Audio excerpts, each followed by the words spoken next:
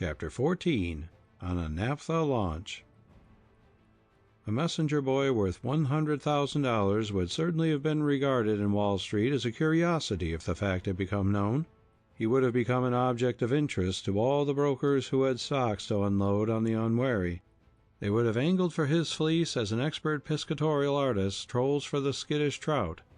They would have loved him like a brother till his scalp reposed in their office safe, and then, well, anyone who has been there knows how it is himself.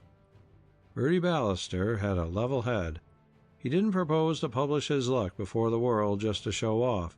The bank officials where his money was on deposit knew he was good for the 10th part of a million, but they were not saying anything, of course. His mother was aware of the fact, as a matter of course, and was prouder than ever of her bright boy. She was satisfied now that he knew how to take care of it. Nobody else had a line on Bertie's financial standing, not even Beryl. He frequently joked with brokers about the barrel of money he had in view. "How is that barrel coming on, Bertie?" asked Wadsworth one day. "Oh, it's flying up by degrees," grinned the boy. "How much have you got in so far?" "100,000, more or less." Of course, Mr. Wadsworth took his reply as fun. "Don't you want to loan some of it out on call? Money is getting tight just now. I wouldn't mind having some myself." "I'll think about it, Mr. Wadsworth," replied Bertie with a wink. "Perhaps I'll set up in business for myself if anything should happen to Mr. Morse.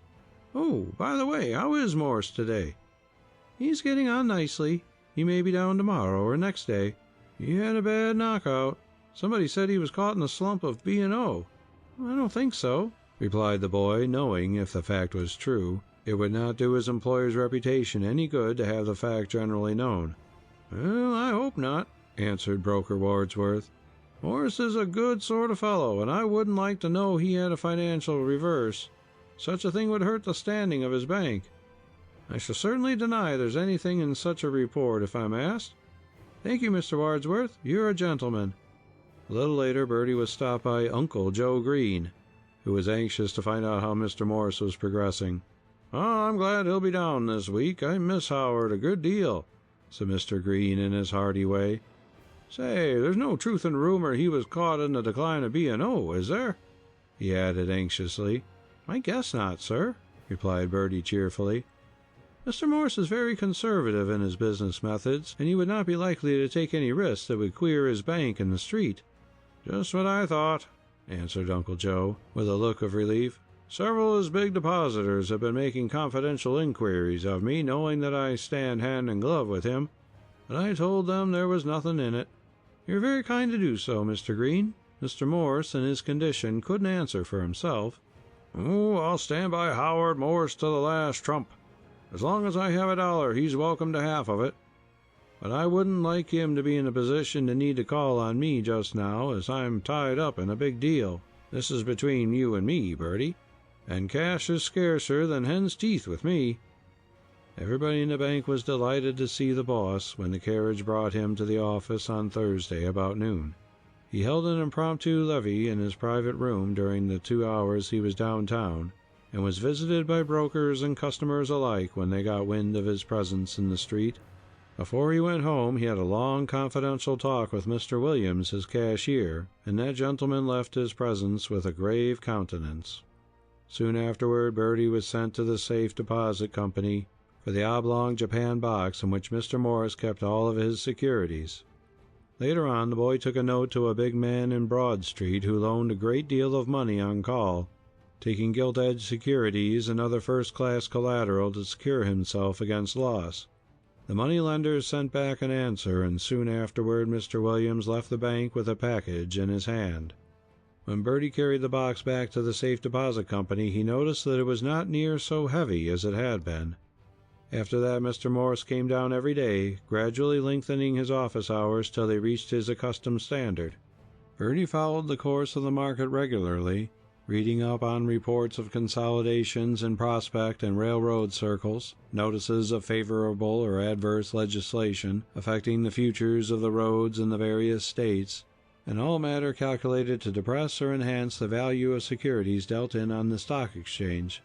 But he was very cautious about making any deal, though he had a good capital to protect himself if he went in carefully.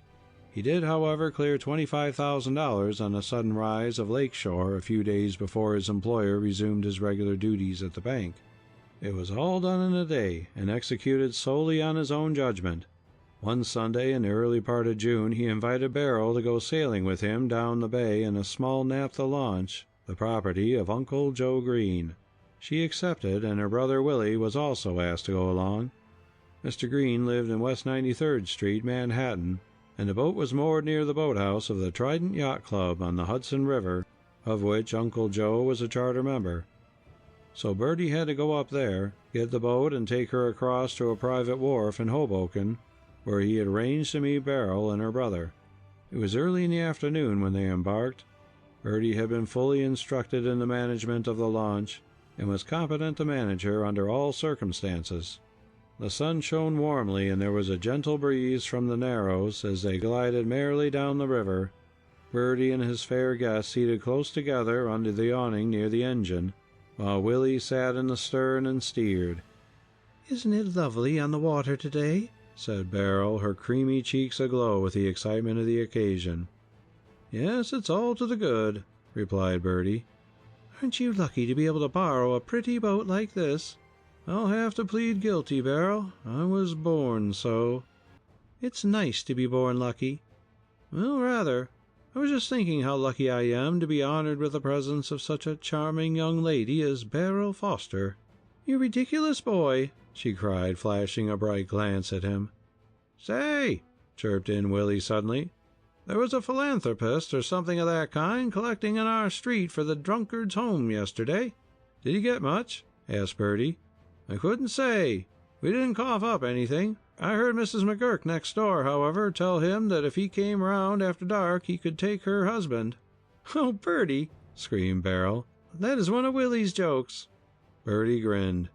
"Are you often taken this way, Willie?"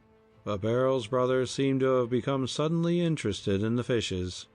"How beautifully calm the bay is this afternoon!" cried Beryl rapturously as they passed beyond the battery. "Yes," chuckled Bertie. "Just the place to float bonds." "Ho, ho, ho!" snickered Willie.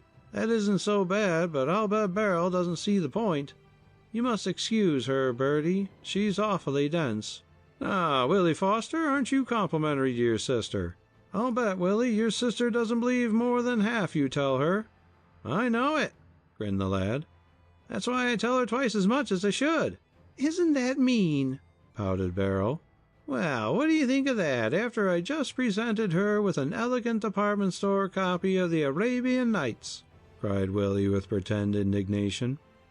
"Oh, Bertie, have you ever read the story of the 40 Thieves?" cried Beryl enthusiastically. "It's just lovely." "No," he replied, shaking his head solemnly, "but I've been keeping up with the insurance investigations in New York." "Now will you be good, Beryl?"